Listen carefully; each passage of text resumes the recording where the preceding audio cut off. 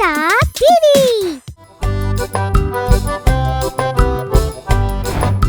गोविंदा के गोलगप्पे पूरे शहर में मशहूर थे।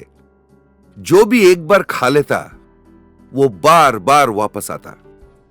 सुन, चल यार, गोविंदा भैया के यहां गोलगप्पे खा के आते हैं। अरे यार, इतनी दूर मैं नहीं जा सकता, आज तो रहने ही दे।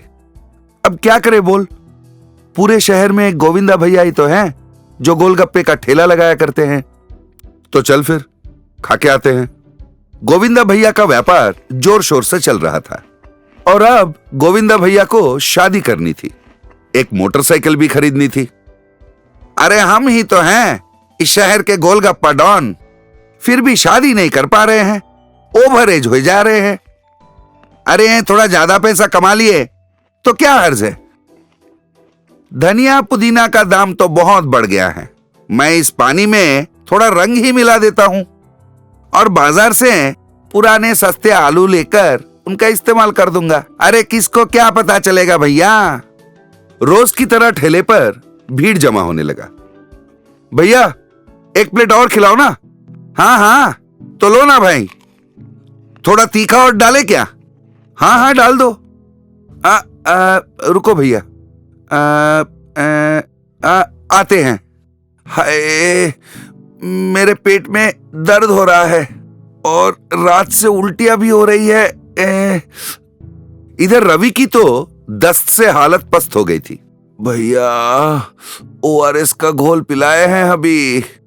हाँ, हम तीनों ने पानी पूरी खाई थी गोविंदा भैया के यहाँ, लगता है उसमें ही कुछ गड़बड़ है। चल कॉर्पोरेटर मामा को बताते हैं। क्यों गोविंद, क्या ये बच्चे सच कह रहे हैं? अरे नहीं नहीं सर, ऐसा तो हम कर ही नहीं सकता हूं ना।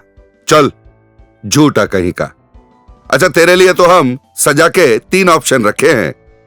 नंबर 1, अपने सारे गोलगप्पे तुम खुद ही खाओगे, या नंबर 2, 50 कोड़े खाओगे तुम, या नंबर 3, तुम 50,000 का जुर्माना भरोगे। हाँ हाँ क्यों नहीं, ये नहीं, मुझे तो कस के आई, अब और मुझसे नहीं होता सर, माफी दे दो। तो ठीक है राजा बाबू, अब तू 50 कोड़े ही खा ले। आई मर गया, मर गया, अरे गया रे, अरे फट गया रे, अरे बाबा रे, अरे मर गया रे, माँ बा, अरे रुक रे, अरे बाप रे बाप, आई आई भागो, इशी आपके पैर पड़ता हूं सर। कोई और रास्ता नहीं है क्या? ठीक है, तो 50,000 रुपए जुर्माना ही भर दो। जान बची तो लाखों पाए। Thank you sir, thank you very much. इस कहानी से हमें यह सीख मिलती है कि लालच बुरी बला होती है और अपनी गलती हमेशा मान लेनी चाहिए। रामनगर नाम के एक गांव में वीरू नाम का एक केबल ऑपरेटर रहता था। उस गांव में वो अकेला ही केबल ऑपरेटर था, इसलिए अपनी मर्जी से वो रेट लिया करता था और बार बार दाम बढ़ा दिया करता था। एक दिन वो एक घर के छत पे बैठकर केबल कनेक्शन दे रहा था। उसने उन घर वालों को पुकारा, अरे साहब टीवी आ रहा है क्या? हाँ हाँ आ रहा है। चलो ठीक है। ये कहकर वो बाकी के तार सब वहीं छोड़कर वीरू आहिस्ता आहिस्ता सीढ़ी पकड़कर नीचे उतरने लगा। सीढ़ी कहीं खिसक न जाए, उसका असिस्टेंट सूरी सीढ़ी को पकड़े हुए था। नीचे उतरते हुए वीरू ने कहा, अरे सूरी, 2 महीने से तनख्वाह नहीं मिला तो सीढ़ी को खिसका मत देना, जरा ताकत लगा के पकड़ तो सही। वो नीचे उतरने लगा, इतने में उसका फोन बज उठा। इस वक्त कौन फोन किया बाबा? हेलो, कौन बोल रहा है? अरे मैं राम बाबू बोल रहा हूँ। अरे कौन सा राम बाबू भैया? अरे ये क्या, आवाज नहीं पहचान सके? अरे हाँ हाँ, तुम तो बड़ा प्रधानमंत्री हो, तुम्हारी आवाज पहचान में आ जाएगी मुझे। खैर बात क्या है बताओ। अच्छा, मेरा केबल क्यों काटा भाई? ओ अच्छा, तुम्हें बुरा लगा था ना मैंने दाम बढ़ाया करके, इसलिए काट ही दिया मैंने। अरे भाई, हर महीना बिल बढ़ाते जाओगे तो कैसे भरूंगा? दिखाते तो 4 चैनल हो और बिल बना दिया 400 का। अच्छा इतना तकलीफ हो रहा है तो टीवी देखना बंद कर दो। हाँ हाँ बंद कर दूंगा, धमका रहा है क्या? अरे मैं कहाँ धमका रहा हूँ भाई, 7:30 बजने तो दो, फिर देखना बीवी क्या करती है सीरियल के लिए। अरे बाप रे, सीरियल? अरे इस तरह इंसान के जान से तो मत खेला करो यार।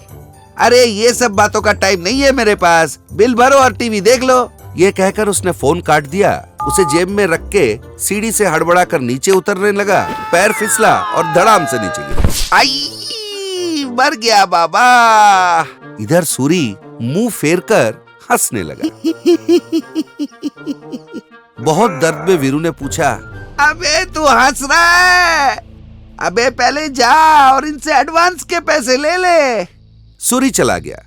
वीरू आहिस्ते से अपने कमर पकड़ के खड़ा होने लगा और अरे बाप रे, कमर टूट गया बाबा।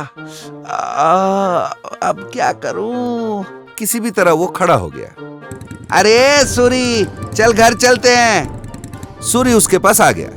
दोनों वीरू के बाइक पे जाने लगे। जाते जाते रास्ते में केशवनाथ से उनका सामना हो गया। वीरू ने गाड़ी उसके सामने रोक दी। अरे भाई, करोड़ों की संपत्ति है तुम्हारी, अकल नहीं है क्या? अरे किससे क्या बक रहा है तू? तुमसे कह रहा हूँ।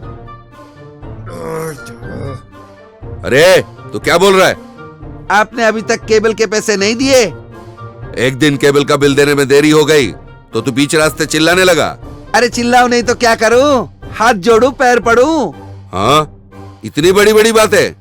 अरे तुमने अभी बिल नहीं दी ना तो बातें और भी बढ़ जाएंगी। हाँ हाँ, गांव में तो अकेला ही है ना, इसलिए इतना नकचड़ा बन गया तू। ले तेरे पैसे। उसने वीरू के मुंह पे पैसे फेंक मारे और कहा, केबल वेबल मुझे कुछ नहीं चाहिए, कल आके तार काट देना। कहकर वो आगे निकल गए। जमीन पर पड़े रुपए वीरू गिन के उठाने लगा।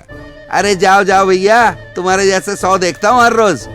कहकर वो अपने घर की तरफ निकल पड़ा। इस तरह हर महीने पैसे बढ़ाते हुए अगर कोई नया कनेक्शन लेता तो उनसे 6 महीने का 1 साल का एडवांस लेते हुए, और अगर किसी को बिल देने में थोड़ा सा देर हो जाता तो उसे जो मुंह में आए उसे गाली देते हुए वीरू अपना जिंदगी बिताता था। एक दिन सुबह सुबह वीरू दूध का कटोरा लेकर दूध लेने गया। 2 लीटर दूध देना। आज से दूध 1 लीटर 100 रुपए का, पैसे दो और दूध ले जाओ। हाई, कल तो 40 के बेच रहे थे। हाँ हाँ, आज से 100 का हो गया है। अरे ऐसा कैसा भैया? अब बढ़ गया है तो बढ़ गया है, लेना है तो लो, नहीं लेना है तो जाओ। हाँ हाँ, नहीं लेंगे। ये कहकर वो चाय पीने चाय की दुकान पे गया। चाय वाले, एक चाय पिला दे। आज से चाय 20 रुपए का। एक चाय का 20 रुपए? हाँ, पीना है तो पियो, नहीं पीना है तो जाओ। नहीं पीना है, नहीं पीना है। ये कहकर वीरू थोड़ा आगे की तरफ निकल आया। इतने में उसे अखबार वाला मिल गया। उसे देखकर वीरू ने कहा, ओ भैया, आज अखबार क्यों नहीं डाला? बिल भरोगे तो डालूंगा ना। बिल? काहे का बिल? पैसे तो दे दिए मैंने। वो पिछले महीने का था, आज से जो एडवांस देगा उसी को अखबार मिलेगा भैया। एडवांस तो 6 महीने की देनी पड़ेगी। क्या? अखबार के 6 महीने के एडवांस? अखबार लेना ही नहीं है, अब जाओ। हाँ हाँ, जा ही तो रहा था, रोका किसने था? ये कहकर अखबार वाला वहां से चला गया। बेचारा वीरू, उसको समझ में नहीं आ रहा था हो क्या रहा है। उस दिन के बाद से गांव का हर आदमी वीरू से बदसलूकी करने लगे। इस तरह कुछ दिन बीत गए। एक दिन वीरू सोच में पड़ गया। अरे ये गांव वालों को हो क्या गया है? सारे उल्टे खोपड़ी हो गए क्या? ओ, गांव में मैं अकेला ही केबल वाला हूँ, इसलिए जो मन में आया करते गया, और गांव वाले एकजुट होकर मुझसे बदला ले रहे हैं। ये बात समझ में आने के बाद वीरू गांव के मुखिया से मिलने गया। फिर उसने मुखिया से कहा, मुखिया जी, मुझे माफ कर दो। आज तक मैं समझ नहीं पाया कि हो क्या रहा था, पर अब मुझे अपनी गलती समझ में आ गई है। आज से मैं किसी से बदसलूकी नहीं करूंगा और केबल बिल जितना बनता है उतना ही लूंगा। इस धंधे में अकेले हो, पर इतनी घमंड भी ठीक नहीं। ये बात तुम्हारी भेजे में घुसे, इसलिए सारे गांव वाले एकजुट हो गए थे। वीरू ने मुखिया जी को प्रणाम किया और वापस अपने घर की ओर निकल पड़ा। उस दिन से वीरू अपना धंधा ठीक से चलाने लगा और सबके साथ हंसी मजाक करता था। इस तरह के कई और मनोरंजक और ज्ञानवर्धक कहानियों के लिए बने रहिए हमारे साथ।